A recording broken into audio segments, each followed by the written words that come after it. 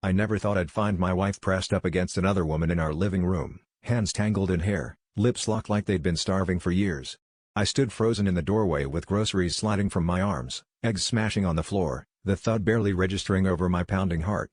She pulled away and her face crumpled, not in guilt, but in panic, while the stranger just stared back, eyes wide and wild, like she'd been caught in headlights. The fight was ugly, accusations flying, voices cracking, tears everywhere. My wife shouted that it wasn't what it looked like, but the evidence was right there, raw and messy. The other woman barely spoke a word, just grabbed her bag and tried to leave. I demanded answers, any explanation that would make sense of the chaos unraveling in front of me. My wife finally broke, sobbing that she'd been hiding something from me, something huge. Turns out, the woman wasn't just a fling or a secret lover. She was her sister. A sister she hadn't seen in over a decade, ripped away by family drama so heavy it left scars. They'd reconnected secretly, afraid that dragging up the past would ruin the new life we'd built. But somewhere along the way, their reunion got complicated.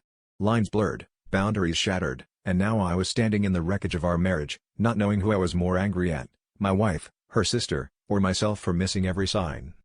I realized the real betrayal wasn't just the cheating or the lies.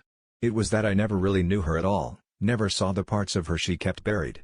I'd married the version she thought I wanted, and she'd loved me with only half her heart, saving the rest for a life I never got to be part of.